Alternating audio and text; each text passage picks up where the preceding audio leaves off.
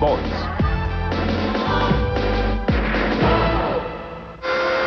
You're watching an athlete at work in one of the most dangerous jobs in sport. He earns some $15 million a year.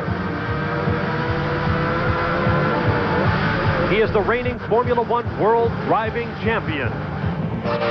His home is Brazil. His name, Ayrton Senna. Phenomenal success has earned Senna a reputation for being as machine-like as his McLaren Honda race car. That in itself is a measure of his great talent. At 31 years of age, he is the consummate race driver, but he remains true to his roots. I'm Brazilian and I have a Latin American character. Therefore, I am much more intense than people realize. Senna's intensity is unleashed when he dons his helmet of Brazilian yellow and green.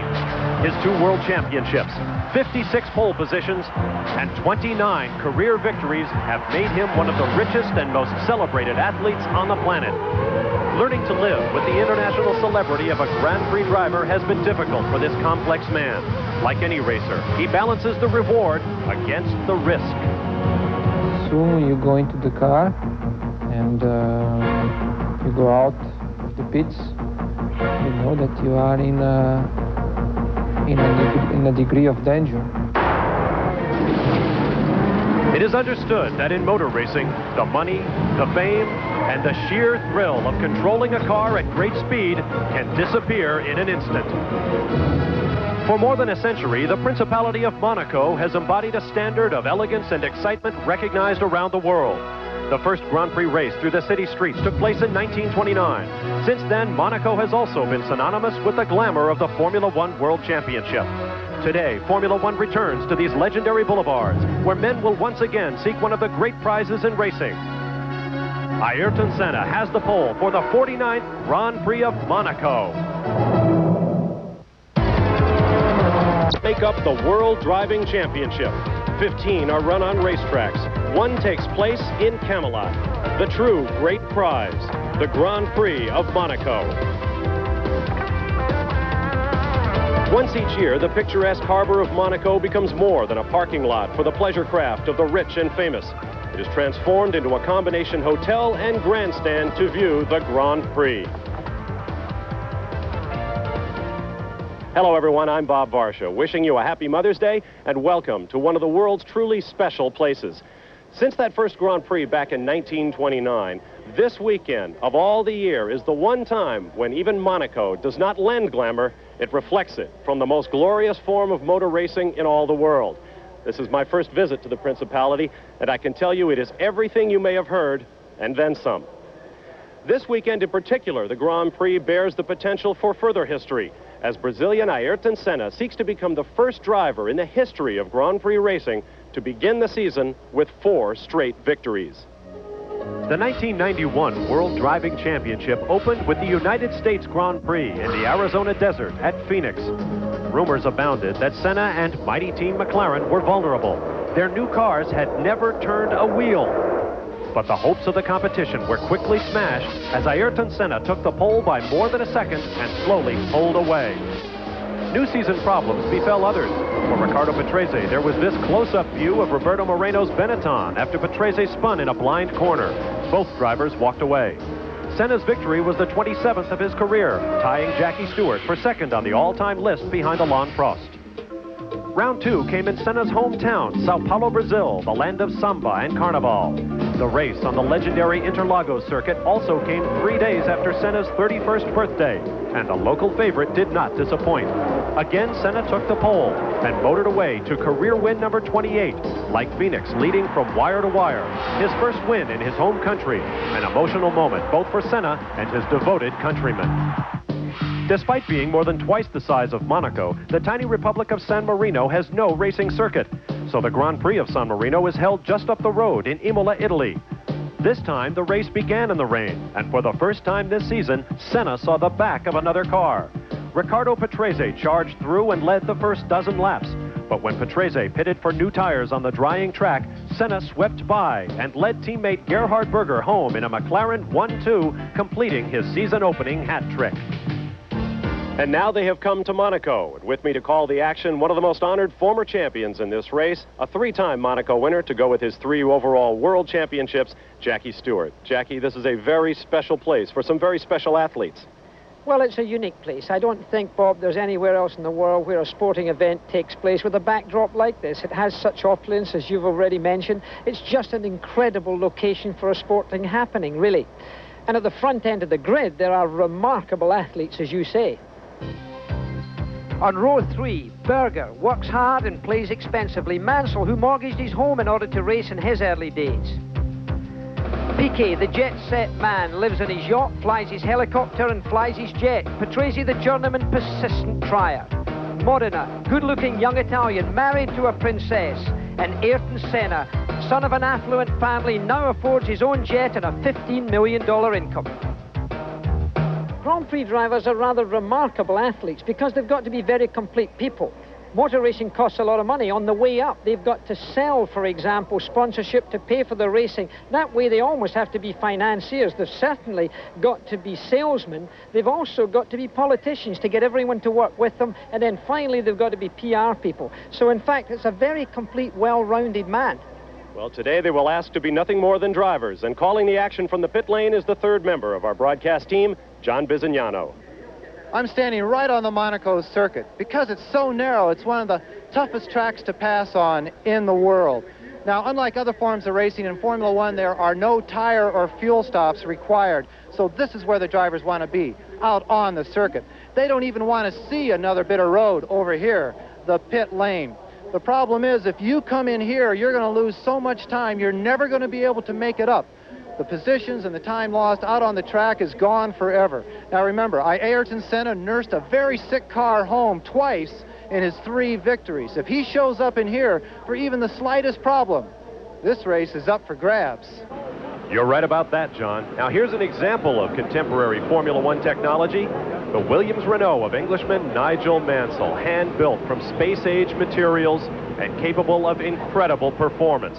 Here is Nigel in action on the Monaco circuit, just over 2 miles in length, a true street circuit, and one of the most famous race courses in the world. Jackie, how about taking us around?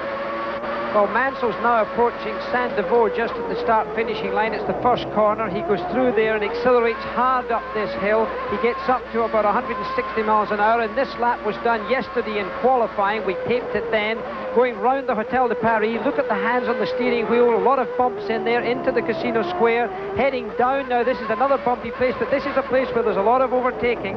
This is where we've seen a lot of action. Now, a sharp burst of acceleration, second gear, down to the old station hairpin, Lowe's Hotel now, first gear, 30 miles an hour, hard acceleration again, now towards the Portier, the lovely Mediterranean. It's from here they accelerate very hard indeed into the darkness of the tunnel. Of course, you wouldn't see oil down there after the strong light outside, but they get up to 170 miles an hour as they brake hard for the chicane, right down into first gear from 6th, and accelerate hard along towards the tobacconist. Again, you'll see the driver working very hard here. This is a tough corner, very fast. 4th gear, down into 3rd gear, through the complex of the swimming pool. Very little suspension in these cars. As they go over the curve there, you can see the steering wheel moving. Hard acceleration up to 3rd gear, down into 1st gear on the early laps for the Rascasse. A burst of 700 horsepower again as he goes up to the old gasomet, accelerates along past the pits. He'll get his information from there and back to the start-finishing line. A field of 26 will do it for real for 78 laps of Monaco in just a moment. Engines have fired, and we're just moments from the start of the Grand Prix on a warm afternoon in Monaco. Breezes off the Mediterranean have kept rain clouds overhead all morning, which may affect our ability to bring you pictures from the onboard cameras, but we'll do the best we can. In his private box overlooking the start-finish line, His Serene Highness, the Prince Rainier III. On the left, the Prince Albert. On the right, the Princess Stephanie. A family that has supported this race since its inception 62 years ago, helping to make it what it is, the crown jewel of the World Driving Championship. The cars have rolled off on their reconnaissance lap. One final look at this tricky 2-mile circuit before the green light sends them on their way for 78 laps of racing. It's a course that demands everything a driver can give, and in past years, 2 men, Alain Prost and Ayrton Senna, have given back better than anyone. They have split the last 7 races, 4 for Prost, 3 for Senna. We have 4 onboard cameras. You are riding now with Nelson Piquet, Jackie Stewart. It's time for a driver to pull himself together. He's won the World Championship 3 times, but I don't care who you are, whether you're starting the Indy 500 or you're starting the Monaco Grand Prix. There's Nigel Mansell, and he's attempting to go to the tunnel now. The emotion of the drivers to get themselves down, a big, big moment.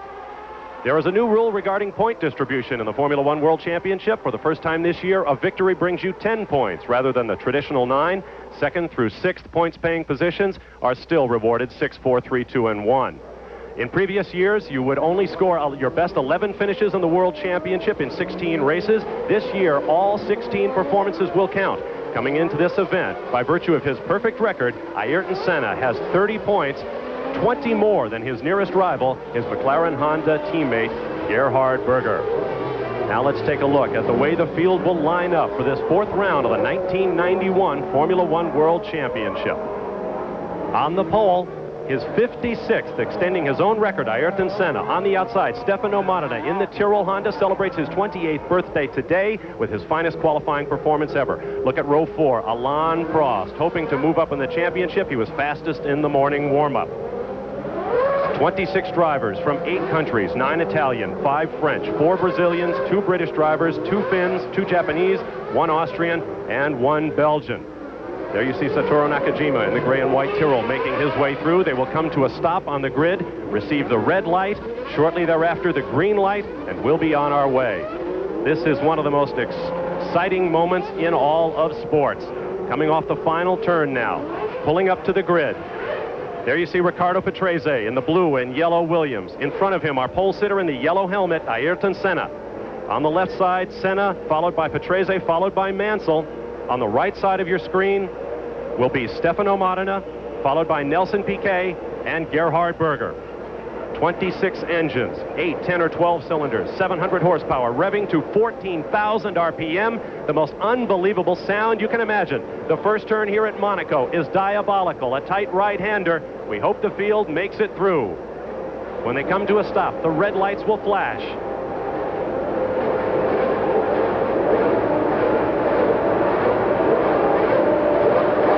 This is a long hold. Here they are.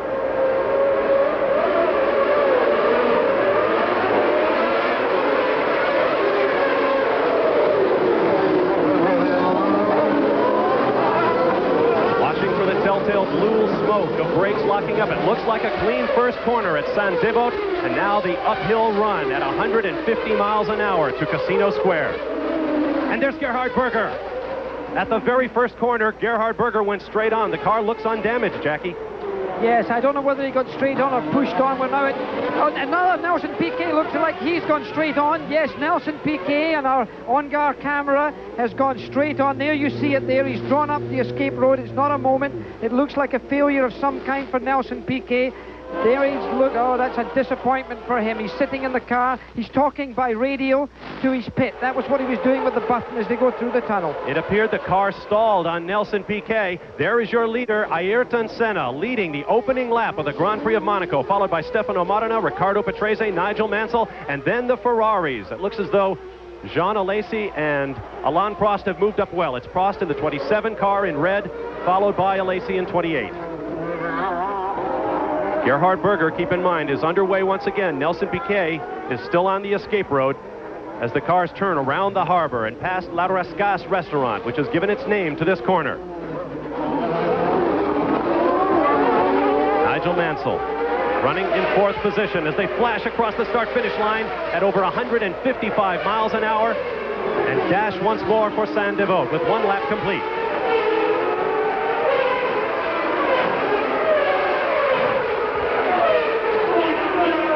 Up into Massenet. Here's another look at what happened to Nelson Piquet.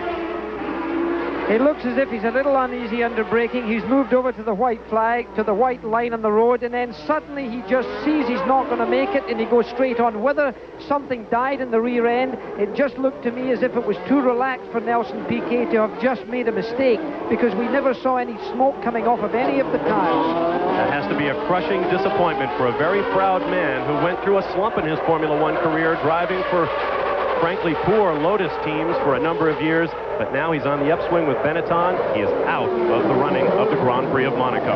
Senna, and right there is the Tyrrell in gray and white, Stefano Modena. Let's get down to the pits and John Bizignano quickly. Gerhard Berger has entered the pit lane. They are fitting a new nose to the car. Gerhard Berger definitely came in contact with some part of the guardrail, and it is a long stop. He has to be dying out there. I can hear the field coming around. He's going to be at least a lap down when he leaves this pit lane.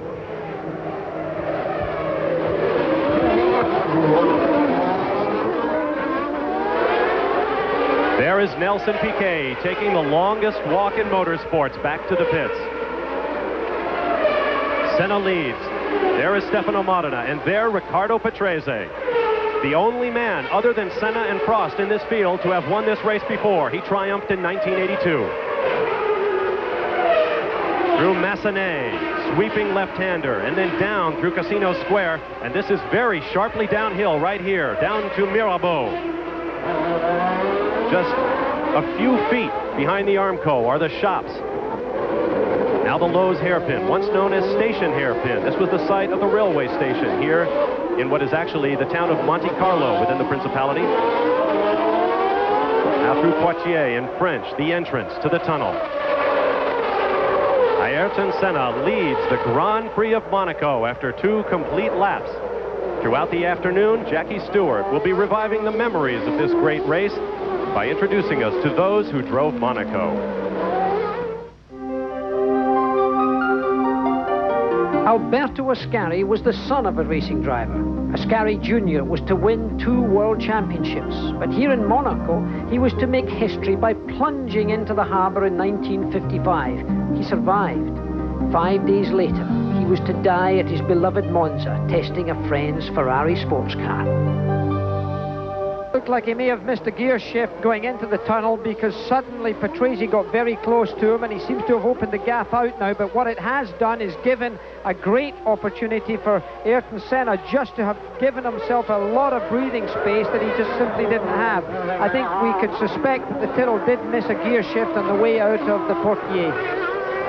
Past the swimming pool and down to La Rascasse, a restaurant named for a local fish that gives a special taste to the bouillabaisse made here in Monaco. There's Riccardo Patrese. Behind him, Nigel Mansell in the matching Williams-Renault cars. And there goes Modena, closely followed by Patrese. This is a tyre war that's going on because Senna is on Goodyear, so is Patrese, so is Mansell, so are the Ferraris, but in fact, his Pirelli tyres is on the other car there of Modena. Here we are on board with Nigel Mansell going into the Casino Square, going down the hill now to the Mirabeau. Heavy braking down here from Nigel. He's got that electronic gear shift. You may see that during the race where he doesn't have to take his hand off the steering wheel. Look at the gap now. And there is Ayrton Senna. Patrese's hounding Modena there. Senna's lead, stable at about 7/10 of a second, followed by Modena, Patrese, Mansell. Alain Prost runs 5th for Ferrari, followed by Jean Alesi, Andre de Cesaris, Roberto Moreno, J.J. Leto, and Satoru Nakajima in the second Tyrrell car round out the top 10. I suspect Ayrton Senna is not driving at 10/10 right at the present time. I see a big difference in this man in 1991. I think he's got mind management in place, which I had to question previous years because he was over-driving, I thought, in some occasions. I don't think that's happening anymore. He doesn't have to go any faster right now. Senna's teammate Gerhard Berger, after that pit stop to change the nose, is back on the racetrack running in 25th position.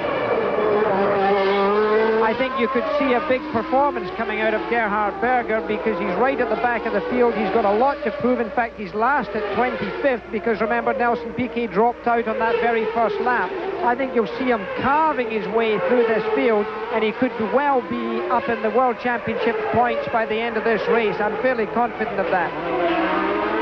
The first 2 cars in the race, this man Ayrton Senna and his pursuer Stefano Modena, are both driving Honda-powered cars, but they are very different Honda engines. The one in the McLaren right there, the red and white car, is a 12-cylinder engine. The one in Stefano Modena's gray and white Tyrrell is a 10-cylinder version, the same engine that took Senna to the championship last year. Let's get down to the pit lane and John Bizignano. Just a little update on Gerhard Berger. They not only had to replace the nose, but they had to replace the foot box underneath the nose. That protects the driver's feet. It's a very long process. Gerhard Berger lost 2 full laps. He's going to be driving like crazy, but Jackie's 2 laps behind. Yes, but at this race, attrition plays a very big part. We've known, in fact, one year I won here, there was only 4 finishers at the end, so transmissions and driver errors and engine problems always find their way to deleting the field, so Gerhard Berger should not give up. But incidentally, Alain Prost now is putting a little more pressure onto Nigel Mansell. That may be interesting. Riccardo Patrese flashes across the finish line, followed by Mansell and the Ferrari of Alain Prost growing ever closer. Up the Monte du Beau Rivage, the climb above the beautiful shoreline. Ayrton Senna leads the Grand Prix of Monaco. His way around the swimming pool as the Grand Prix of Monaco continues, led by Brazilian Ayrton Senna. There is the Ferrari. Now, as if this track weren't dangerous enough, moments ago we had a bizarre incident on the front straightaway, Jackie. This is coming into Saint-Denis. For some reason, the marshal ran across the track, and look how close that marshal came to Ayrton Senna. Senna will be a very upset man because he's approaching that corner at somewhere in the region of 160 miles an hour. The marshal, I doubt, will ever get a job again here if he can be identified. That could have been incredibly tragic. You're watching the red number 27 Ferrari, driven by Alain Prost. Of course, in the minds of many Ferrari fans, the Tifosi, that number will be held forever by one man, the flashing Canadian Gilles Villeneuve. Down the bumpy run to Mirabeau, Alain Prost begins to close in on his former Ferrari teammate, Nigel Mansell. The technology involved in Formula One is truly amazing, and this week it begins with transmissions. Here's John.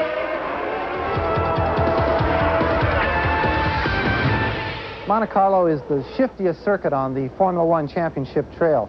A driver has to shift into a new gear over 3,000 times during the race. That means he's driving one-handed about 35% of the time. Now, I think everyone who has driven a car knows what extra control you get by keeping both hands on the wheel. Well, Ferrari and the Cannon-Williams team, they want to give their drivers that advantage. Enter the semi-automatic transmission. For changing gears, you push on the back of a lever here. Right-hand side for upshifting, left-hand side for downshifting. The drivers that have used this new system say it is definitely a big advantage. So, in the near future, around Monte Carlo, shifting gears may become more semi-automatic. There are important differences between those semi-automatic transmissions. You're on board with Nigel Mansell, using one that's mounted transversely, sideways, to save parts and weight on the car. But in fact, Nigel Mansell going around this track will change gear 3,744 times by the end of this race if he does the full distance, but it's a lot easier. He's not going to get many blisters on the palm of his hand changing gear like so many of the other drivers who have got the manual gearbox. Notice the driver does not take his hand from the steering wheel as he drives down there. He's got that little switch on one side and the other switch on the other. It's merely fingers that do the job. The technology can be slightly problematic, as Nigel Mansell would tell you. He was there at Ferrari during the early days with that transmission, and it occasionally let him down. Now with Williams, he's going through those throes of development once again. There you see a good look at the gap held by Ayrton Senna. You're now on board with Riccardo Patrese, Mansell's teammate. Look at the bouncing of the steering wheel as he goes over curbs there, the movement of his head, the neck muscles of a racing driver and the wrists of racing drivers are extremely strong. In road racing, there's hardly any suspension movement on these cars at all. The shock treatment is one of the biggest differences I experienced when I drove a modern Grand Prix car from the days that I drove. The soft, and look, he was making a signal to his pit there, right there as he passed, going into Saint-Denis. Hits the curb again mildly, then goes up. If he's going to take a deep breath or two, it's on this section of the track, doing around 165 miles an hour. Going into this long left-hander, the G-forces in his neck, very strong indeed. Through this casino, he can easily kiss the barrier on the outside. You saw him going into a little bit of looseness in the rear end there. The back end went out as Patrese went down there. Very experienced and cool driver. He's got a very slow pulse rate in the normal sense. But right now, driving around Monaco, his pulse rate is up in excess on some occasions of 200. It's been up to 220 monitored by doctors researching the behavior of racing drivers. An amazing amount of pressure for a short time. Riccardo Patrese in his 212th Formula One start, far more than any other driver in history. There you see him flashing along the quay alongside the beautiful harbor here in Monaco. Patrese running 2.7 seconds down to Stefano Modena in second as the field begins to string out just a little bit.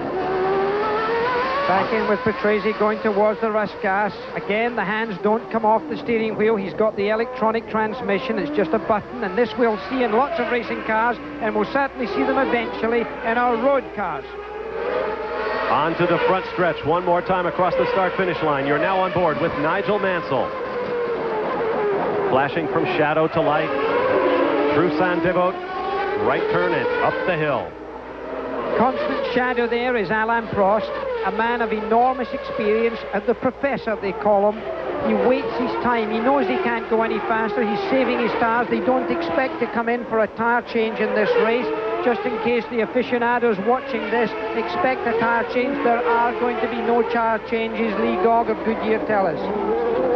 Prost closes up behind Nigel Mansell. There could be a battle for fourth place on the racetrack before too long. And there is Gerhard Berger climbing out of his machine. The McLaren team may have thought they had it fixed, but he has now, it appears, I can't tell whether he's impacted that guardrail there. Just round the swimming pool, it does look as if he's had contact, unless he's just leaned it against there. They're putting the jack underneath the car. There is no crane at that part of the racetrack. There are skid marks, though, straight across that corner, Jackie. I think he clouded it. Well, I think he may well have been pushing very hard. There's the crane coming in, excuse me. Probably trying to lap slower cars in his quest to get up there, because he had every opportunity, in my opinion, to finish in the points with the kind of performance that he has. Walking now over to our ABC equipment here. He'll have to come through our compound to get back to the pits. A disappointed man. He's searching very badly for a Grand Prix victory with McLaren, almost to justify himself, because Michael Andretti's on the sidelines waiting to get a seat with this team, and if Berger doesn't perform, there's a very good chance for Andretti to get in that seat. Gerhard Berger comes into this race second in points to this man, his teammate Ayrton Senna, but he will leave without any points at all. Beginning to lap the field, one of the minority cars has been passed by Ayrton Senna, our leader, and now by Stefano Modena. Stay with us. Fairy tales are made of this story. Louis Chiron was a bellboy in the Hotel de Paris here in Monaco. He dreamed of one day being a Grand Prix driver. From carrying bags to driving heroic races. Louis Chiron won the Grand Prix of Monaco in 1931, the only Monegasque to win the Principality's Grand Prix. Dreams do come true. In Monaco, where the Grand Prix is now 18 laps old, Ayrton Senna led from the green light. He has now pulled out a 2.5-second advantage over second place Stefano Modena, followed by Riccardo Patrese, Nigel Mansell, Alain Prost, and Jean Alesi. There is Alesi in the red Ferrari leading a train of cars. The green car behind him is Andrea De Cesaris of Italy. Behind them, the lapped footwork Porsche car of Michele Alboreto.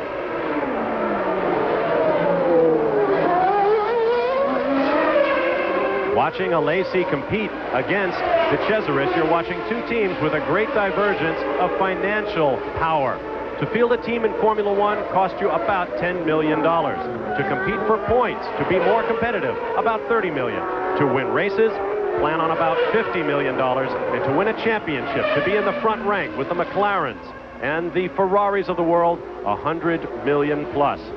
Keep in mind that for IndyCar racing, say, since this is Indy time of year in the United States, the top-ranked teams, say a Penske operation, probably in the area of $10 to $15 million. Well, that gives us some indication. We were on board there with Marino on the Benetton Ford as he comes into Saint-Devote in this very unusual front-end treatment of his car, the new aerodynamic shape that's currently in vogue in Grand Prix racing. It looks a little bit like Concorde at the front end with the beak down there. You can see the hands working hard. You can see them changing down the center of the corner.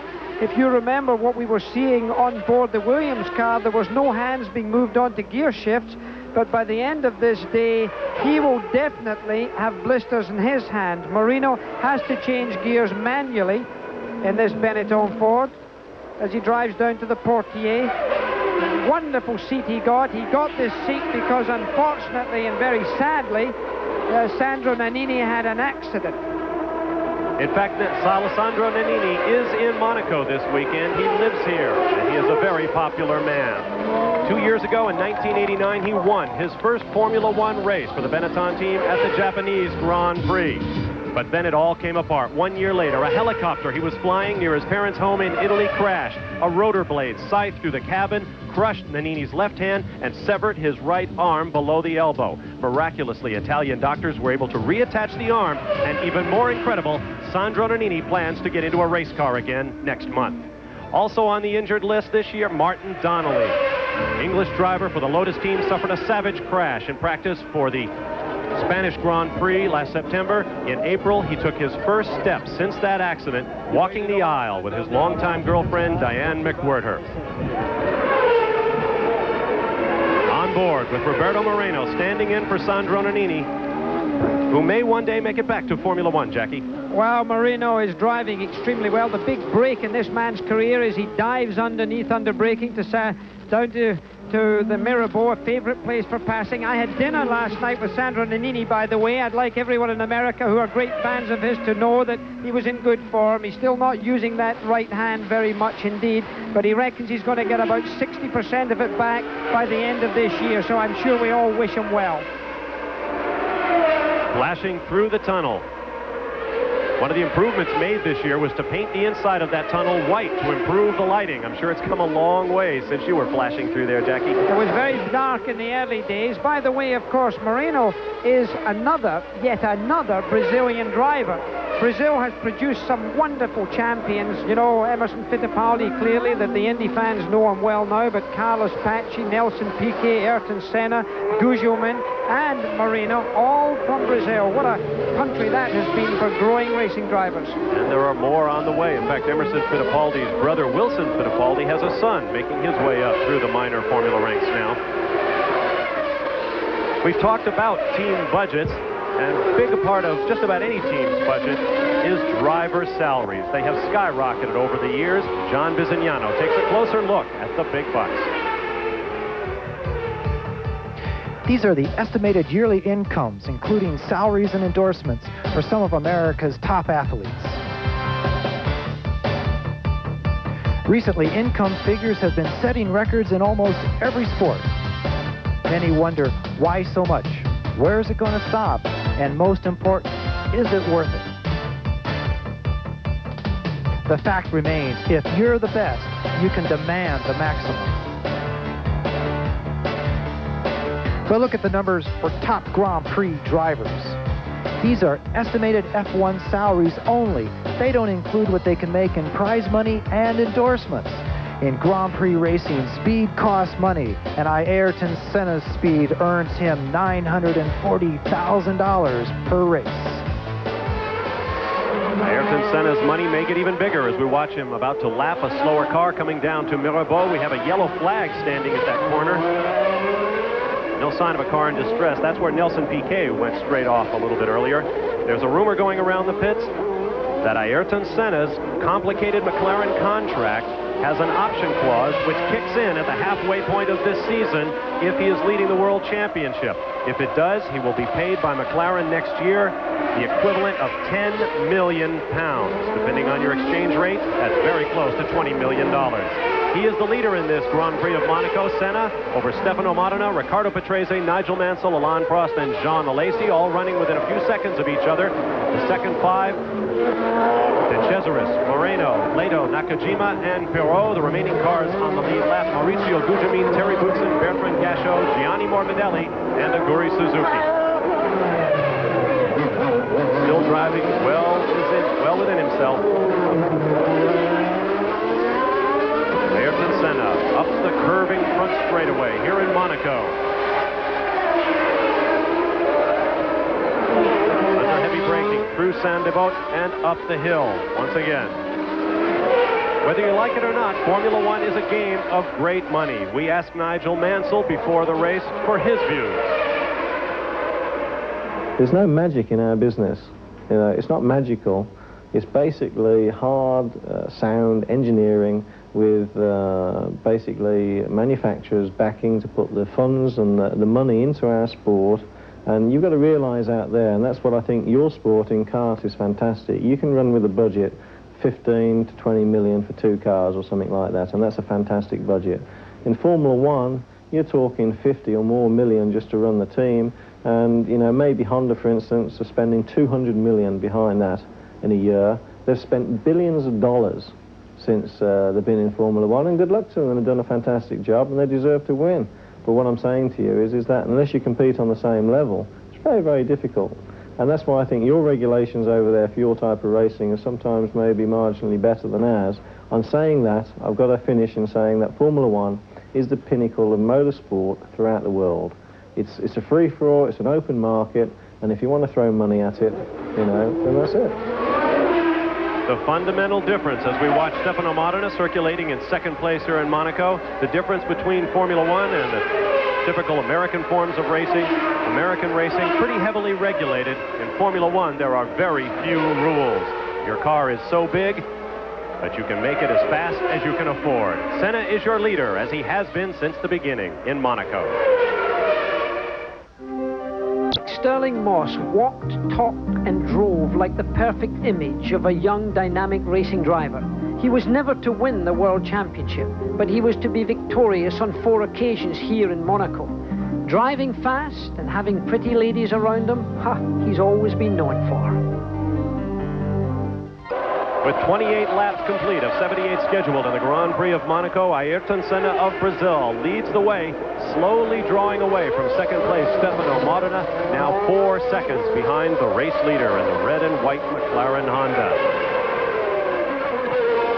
A perfect record thus far in 1991. In 4 races, he has 4 poles, 3 victories, and the outcome today yet to be decided. Hard on the curve there around the swimming pool. Normally, he is inch perfect around a racetrack, but I've noticed Senna hitting that curve at that corner all weekend, Jackie. No, he does it intentionally. It's got to be used to get the car turned into a very tight part of the racetrack. In fact, all of the race cars are doing it. It does upset the car, but it's still quicker that way, so that's his choice. He's a very precise and accurate driver. He doesn't drive over them unless he has to, but the McLaren, in fact, handles them very well as he now has to get round. Michele Alboreto, who of course used to drive for Ferrari, is now driving the Footworks Aero car. I suspect he'll go for a pass here, and there he goes. Down into Mirabeau as Michele Alboreto tucks in behind. And quickly the McLaren draws away. He is the subject of much discussion in Formula One and outside the sport as well. We went to Indianapolis to ask their stars to talk about Senna. He has all the qualities to be a great champion. He's one of the greatest champions that ever exist in Grand Prix racing. I think his total confidence in himself, in the team, and he has, I would no doubt, the best team behind him. When it comes to the $1 million a race, I'm very envious of that man, you know, and I think it's great. All power to him. Senna has positioned himself like right from the beginning in the same manner that a politician who has to be successful would. He's always made sure that he was with the best equipment. He's always thought out what he was going to do right from the beginning. And if you couple that with an amount of talent that is unmeasurable, you have a very awesome package and something that's very difficult to drive. The man believes he can walk on water, and at times he does. A battle further back in the pack there. In the blue car was Terry Boutsen of Belgium, chasing down Maurizio Gugelmin. Gugelmin, a bit of a protege of Ayrton Senna in the aqua-colored car with the bright day-glow helmet. But aside from Senna's joy, there you see Ken Tyrrell, who has been in Formula One for so many years. Jackie, he must be a happy man. His car was on the front he is, row. but he's a master too. He brought 4 victories. 3 of the victories I won here in Monte Carlo were with Ken Tyrrell. 1 in Formula 3 and 2 in Formula 1. He is the mastermind. He was really the greatest team manager in the business. He's now hotly competitive again. I'm really pleased for him because it's long overdue. I really admire him enormously. His man Stefano Modena runs in second place. We'll take a quick time out after Jackie offers this closer look at Monaco. Truly a paradise. The Principality of Monaco, an independent sovereign state just half the size of New York's Central Park, Monaco first caught America's interest when the beautiful Grace Kelly married Prince Rainier III. She was to become Her Serene Highness, the Princess Grace. Monaco accepts comfortably its title as a capital of wealth, beauty and glamour. It's a place where one always sees exotic sports cars, luxury yachts, where a soft drink can cost $40 in a night spot. A place where the 25,000 residents pay no personal taxes, and the old casino is still the focus of the point. Monaco is a modern jewel in the old world. It's always pleasing, and it never disappoints. At the back of this line of 4 cars, the third-place machine of Riccardo Patrese closing up on second place, Stefano Modena, under heavy traffic. At the front of the line, Emanuele Pirro in the red Scuderia Italia Dallara car. Behind him, the second-place machine of Modena, and then Pierluigi Martini in a Minardi car with a V12 Ferrari engine, who has been holding up cars around this racetrack all day. Patrese got him right there at the chicane. Well, that's a big break, but the problem is, in fact, for Modena, he was held up by more than 7 seconds in trying to get around Martini and getting past Pirro, the car in front of him now. So Patrese has really closed up on Modena, and I'm afraid Modena's advantage has been ruined by the 2 back markers. There's been no blue flags being shown, and I have to be very critical of that, because if the clerk of the course had recognized that, he could have broadcast out to all these people to let them know, for goodness sake, give the blue flag, because it may have affected this whole race. On board with Riccardo Patrese as he closes in up ahead the second-place car of Stefano Modena.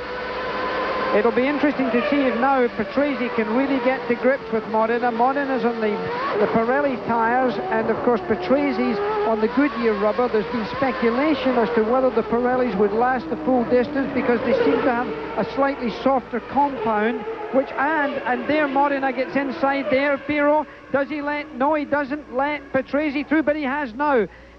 Suddenly, the man's opened his eyes, his mirror's been there, and now, of course, it's a question of what can Patrese do against Modena.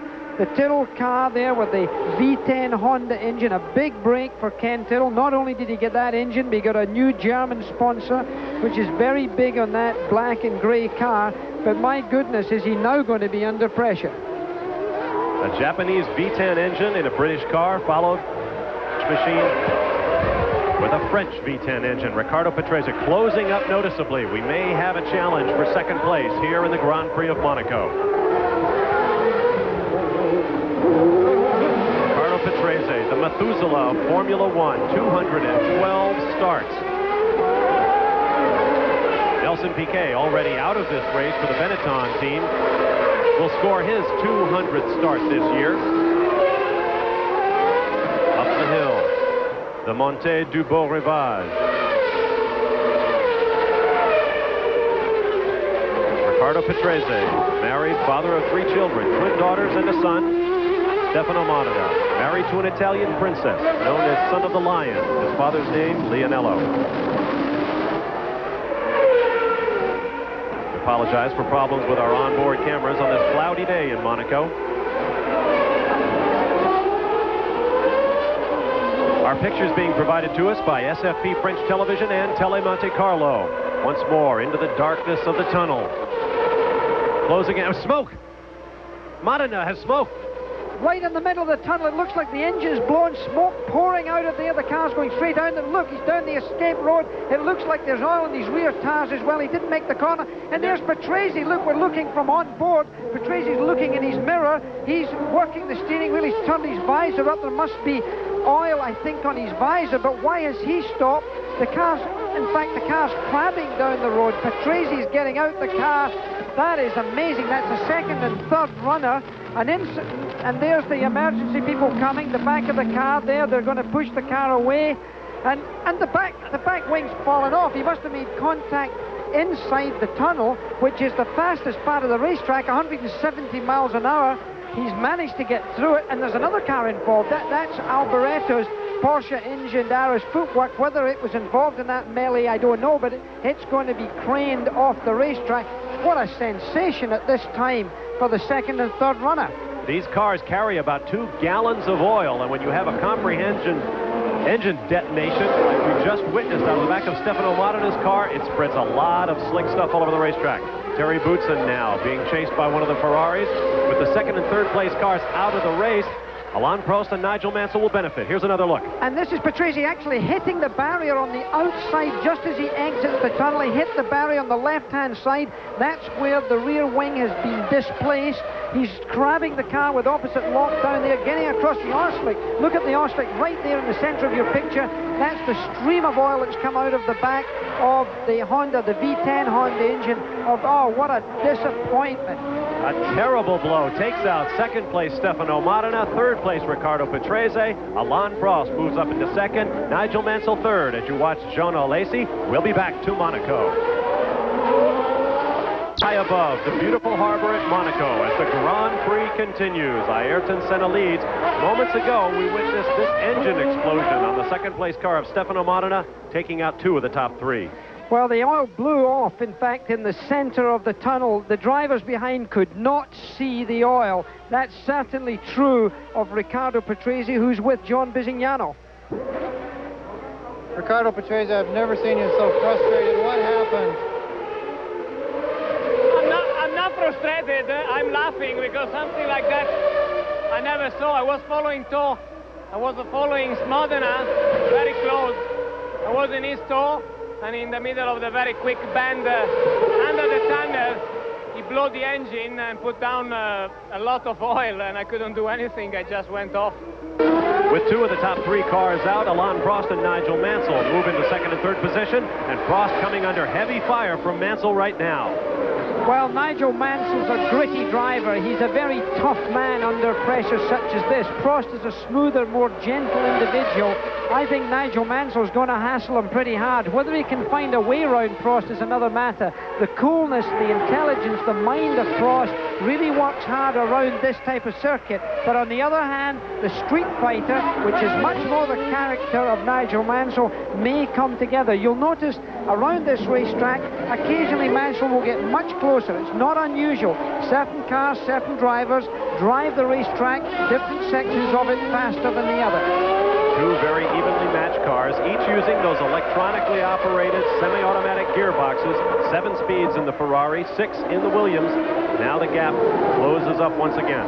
And then coming into this part of the circuit, we're going to see Nigel Mansell much closer to him. You just watch this. Through the swimming pool area, he'll close right up. This is where he seems to do very well, through this. This is a very hairy part of the racetrack, very difficult. Look how close he is right there. Now what he has to do is get much closer, going through the Rascasse and now into the old Gassonet hairpin, so that if he has a chance to get through from Prost, it'll be on the pit straight. It's not now he made a mistake right there. Nigel Mansell got it a little bit loose, so look, he's already lost that enormous advantage. A small error such as that round here is very costly. Let's get down to the pits and John Bisignano. Jackie, the last 2 times that Ayrton Senna went by our position, he was definitely having trouble upshifting. They're coming out of this corner out here in second and third gear. They're coming very quickly up through the box, and somewhere in there, I think he's skipping fourth, maybe third. In the past, that gearbox has given him a lot of trouble. Let's hope it holds on. Senna leads by 40 seconds. Well, John, incidentally, he changed from his car on the grid. He changed just and the gearbox, and look how Mansell's really up behind Prost in the tunnel. They could try going past into the chicane. Can he do it? He's done it. Down the inside goes Nigel Mansell, lights up all 4 wheels, but he holds his position, now in second. Well, I have to take my hat off to him, passing in that position. That is exactly what we read earlier on. This is the type of driver he is. He really is a graunchy, earthy driver. Look at this pass as they come out the fastest part. Under braking, he locks up his brakes. He locked out his outside right brake. Prost thought he might have gone straight on there. Tucked in the inside of the slow chicane. First gear in their electronic boxes. They were busy right there, but my goodness, what a pass by Nigel. He's done it in various other racetracks before, and he's now opened up an advantage on Prost. Prost will have to settle himself back down now. Whether he can re-attack is another matter. But when Nigel Mansell's in this mood, few people can get past. You're watching two of the best drivers in Formula One going at it in what may be an acquired taste. Formula One action. It's no secret that the U.S. Grand Prix in Phoenix hasn't done terribly well at the gate over the years, but that's because American race fans are used to a different form of racing. Let's take a look at what I'm talking about. First, we heard from Michael Andretti, who might well be the next man to step into a red and white McLaren alongside this man, our race leader, Ayrton Senna. Well, for that to happen, of course, he would have to take over the seat of either Senna or Berger, much more likely Berger, who has not had a good season so far. McLaren are hungry to get first and second, and if Berger doesn't match up to their expectations, then Michael Andretti could be given that opportunity as long as his additions, that's to say the tests that he's going to have, are going to work out well and he's going to be fast enough. It's really all down to him in the tests that he's going to have in these next few weeks or months. And once he gets the seat, he'll have an awful lot to get used to. New racetracks, an awful lot of travel, perhaps bringing his family over to Europe to establish a base here, and a very different kind of race car. Oh, yes. I mean, an Indy car and a Formula One car look very similar, but they're drastically different. The Formula One car, frankly, money talks. It's so sophisticated. The technology involved, the lack of suspension movement is a new experience for an Indy car driver. Round here, for example, I suggest that an Indy car would be probably in excess of 10 seconds a lap slower. There's turbo lag, there's all of those mechanical reasons, so it would be a matter of adjustment, but I think he could do it. It'll be a fascinating story to watch in the days and months to come. Michael Andretti will have his second test with the McLaren team in 4 weeks' time in June. Pierluigi Biattini moves over to allow the race leader, Ayrton Senna, through. We're down into the final laps of the Grand Prix in Monaco, and we'll be back for the finish in just a moment. Mike Hawthorne, who raced in a bow tie, was always seen as the dashing young Englishman of the 1950s. The racing driver, Peter Collins, was equally glamorous and elegant. They were best friends. They charmed the world's most beautiful women. They played the world together. They were both to die in their cars. Peter Collins in front of Hawthorne in the 1958 German Grand Prix, the same year as Mike Hawthorne was to become world champion. Hawthorne was killed in a road accident within 12 months. Drama in the closing laps of the Grand Prix of Monaco. The third-place car of Alain Prost is in the pits. Here's John Bisignano. They've changed all four tires, Bob, but there is a definite problem at the rear end of the car. He tried to pull away, and the tires just spun on him. They have jacked the car back up again, trying to get him going. Now he is going out the pit lane. This is the worst thing that could have happened to him at this late stage of the race. In the lead, the man in the red and white McLaren with the yellow helmet, Ayrton Senna, will have one lap to go this time around. Passing Roberto Moreno. 3 times this year in 4 races, Ayrton Senna has led from wire to wire. He's allowed his lead to reduce to 16 seconds from 40 seconds. This is now almost a trademark of Ayrton Senna. Everybody gets very excited, no doubt including Nigel Mansell, who would be gobbling him up to get within 16 seconds of him. He thought he was going to get a Christmas present, but Senna slowed himself so much that people had to think there might have been something wrong. He has truly become the consummate racer in Formula One. He has passed Alain Prost. He now leads in races won wire to wire, in laps led, in miles led, and in so many other categories. Far and away the all-time leader in pole qualification with 56 for this race. And with this victory today, his 4th in a row, Ayrton Senna of Brazil will establish a new standard for winning consistency at the beginning of a season. I know once in your career, Jackie, you won 5 out of 6, losing only 1 race, this one. Yes, well, we had a mechanical problem in this one, but I have to take my hat off to Ayrton Senna. He really is driving magnificently. The whole team is wonderful. They've got the best engine, they've got the best management, they've got the best money, and they've got the best driver. Put all 4 together, and it's almost unbeatable. Should he make it to the checkered flag, now just 2 corners away, 31-year-old Ayrton Senna will pick up his 3rd straight victory here at Monaco, his 4th overall in the last 5 races. There is the man, and there is the flag. In 2nd place, Nigel Mansell, and he will be a delighted driver with this performance. He has yet to record a finish in 1991, and in this 4th race, he will pick up 6 very valuable World Championship points. There is Jean Alesi. The heartbreak suffered in the closing laps by his teammate Alain Prost will benefit him. He moves up into third place and 4 championship points. A steady drive today for the young Frenchman who had a tough time qualifying in the top 5 rows for this race. But now he will come through with a hard-earned third place finish. And as the rest of the field makes its way around, the thousands of spectators who gather to sit on the hillsides and stare from the windows of the Principality will begin to make their way home. On the points table, Ayrton Senna widens his lead over Alain Prost to 29 points. Gerhard Berger drops from 2nd to 3rd in the World Championship. Nigel Mansell appears for the first time. Down in Victory Lane, the traditional champagne spray accorded the podium finishers for 2nd and 3rd, a very familiar sight to you, Jackie. Well, when I won the Monaco Grand Prix, I must tell you, I was a tired boy. Somehow or other, when you get that big bottle of champagne in your hand and you start to spray it, life comes back into a tired body. That's exactly what's happening to Ayrton Senna right now. He's like a little boy and he's very happy. Here are the final results of the 49th Grand Prix of Monaco. Ayrton Senna over Nigel Mansell and Jean Alesi. Finishing 1 lap down, Roberto Moreno, Alain Prost, and Emanuele Pirro. 2 laps in arrears, Terry Boutsen, Bertrand Gachot, Eric Bernard, and Eric Comas. 3 laps down, J.J. Leto, Pierluigi Martini, 6 laps in arrears. Among those who failed to finish, of course, Stefano Matta and Riccardo Patrese, who dropped out of 2nd and 3rd on the racetrack. All in all, Jackie, a very safe race. Just again to prove that Monaco can run a very successful Grand Prix on a very tight circuit. They've succeeded once again. With that, let's hear from our winner, Ayrton Senna, standing by with John Bisignano. Ayrton Senna, you made it look easy, but you had some problems during the race? Well, it doesn't matter. I had problems, but we won the race, and this is great to win here 4 times, 3 times in a row, and I am very satisfied. It's a great result for me. You gave an extra thanks to your mechanics. They did a lot of preparation to give you a winning car? Of course, because in the morning, my race car, we had an engine problem, so I had to start the race with the spare car. And they put the gearbox from the race car on the spare car gearbox on the race car, changed the engine on the race car. A lot of work, and they contribute fundamentally for the victory in the end.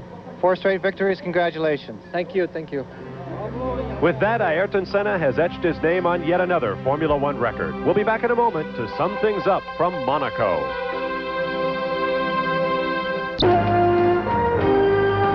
Everything you've seen thus far has been a part of our same-day coverage of the Grand Prix of Monaco. But now you're looking live over that same city and its harbor lined with luxurious yachts.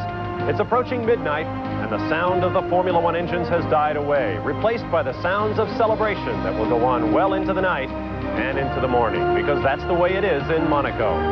Our particular party is going on aboard September Blue, a beautiful yacht provided to us by the Footwork Porsche team, and we're grateful to them.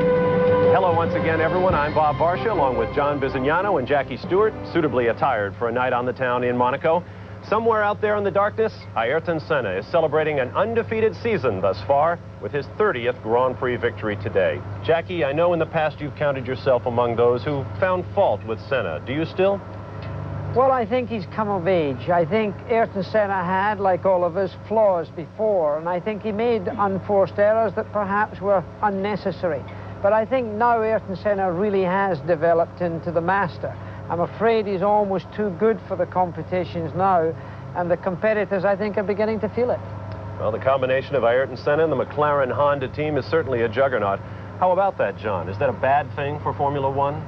Well, Bob, we have 12 more rounds of the World Championship left, and there's going to be a lot of competition. What McLaren has shown everyone is that they can be very competitive on all types of circuits and under all types of conditions. They left here the victor, but the other teams left here more convinced than ever to go home and close that technical gap. Jackie Stewart, a question for you. Do you think that the teams, in trying to close that gap, are actually forced to having to build a better car than McLaren because Ayrton Senna is just so strong? The trouble is that it's not just McLaren, the best managed team, the best financed team. They've got the Honda engine, which at the moment is the fastest engine, and they have also the finest driver in the world right now. Put that all together, it doesn't give many of those teams much of a chance. But people like Renault and people like Ford and Lamborghini and Porsche and all these people, they're very keen to win, and I think they're going to be trying hard. Whether they can do it or not is quite another matter. Well, it's certainly been an eventful day. Jackie, I know there are two special people on your mind. Well, we closed this show last year almost from the same place in the harbour. Another man was hosting it on that occasion. That was Keith Jackson. Keith, you had a major operation on Friday. We know you're recovering well. All of us here in ABC Sports in Monaco, and I'm sure all of your fans around, would like to give you all our best wishes for a speedy recovery. And one other man, the great AJ Foyt, this weekend qualified for the Indianapolis 500 in the centre of the front row after a horrific accident of many months of recovery to his legs. AJ, you're a living legend, absolutely incredible. So to both of those people, I think it's a special night from the blue skies with the stars up there in the darkness of Monte Carlo. A great weekend. I couldn't agree more. Gentlemen, a salute to Keith and to AJ, to a safe Indy 500 later this month, and thanks to you both for helping me have a pleasant first Grand Prix of Monaco. Thanks very much for being with us. Happy Mother's Day, everyone. Cheers. The executive producer of the 1991 Grand Prix of Monaco is Jeffrey Mason. Today's coverage was produced by Ben Harvey, directed by Larry Cam. Our associate producer was Patrick McManus, and our associate director, Dick Buffington.